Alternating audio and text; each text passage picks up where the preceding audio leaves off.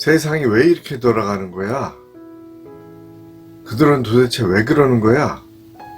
하면서 안타까워 하신 적 있으시죠? 시편 12편이 그런 내용입니다. 너무도 안타까운 일들이 우리 눈앞에 벌어질 때가 있습니다. 당시 배경을 보면 계속 쫓기는 다윗은 사울을 피해 노베에 있는 제사장 아히멜렉에게 겨우 피신하였습니다.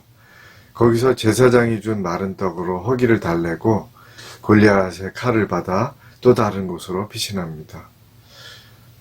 그런데 사울왕의 목자장인 에돔 사람 도액이 그 광경을 다 목격하였습니다.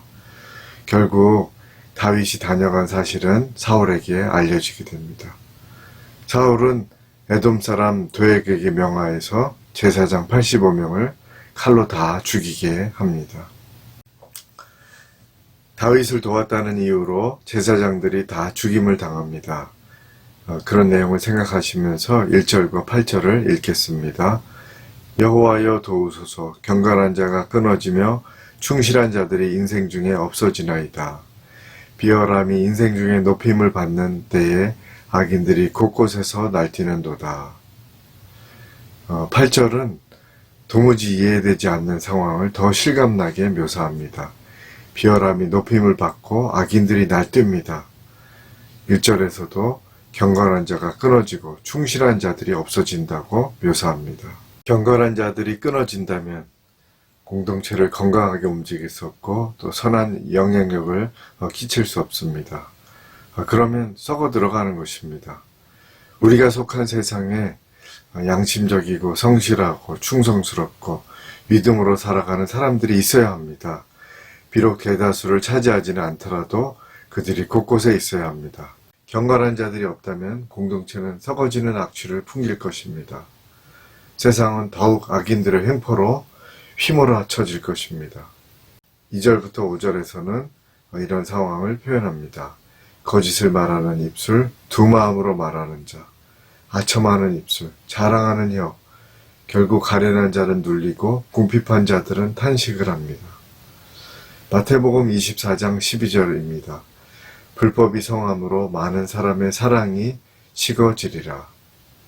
물고기는 머리가 상하면 온몸에서 썩는 냄새가 난다고 합니다. 우리들이 속한 공동체도 마찬가지입니다. 경건한 자들이 살아있어야 합니다. 다윗은 하나님의 말씀이 세워지고 또 하나님이 그들을 지켜주실 것을 노래합니다. 6절에서 7절 말씀입니다. 여호와의 말씀은 순결하며 흙도간 위에 7번 단련한 은 같도다. 여호와여 그들을 지키사 이세대로부터 영원까지 보존하시리이다. 우리가 세상을 바라볼 때 안타까울 때가 많습니다. 그렇지만 믿음의 사람들이 안타까운 마음으로 또 나라 민족과 세계를 위해서 기도해야 합니다. 또한 하나님의 말씀을 바로 세우는 역할을 우리가 있는 그 자리에서 우리가 해내야 합니다. 코로나로 어려운 세상, 또 믿음 생활도 어수선해지고 교회는 세상의 지탄의 대상이 된 그런 상황이 되었습니다.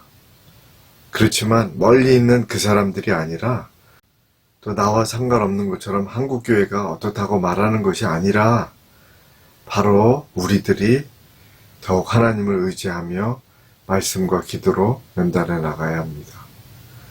우리들이 바로 한국교회입니다. 기도하겠습니다. 하나님, 코로나로 인한 어려운 상황이지만 믿음의 자녀들이 말씀과 기도로 더욱 연단하도록 인도하여 주시옵소서.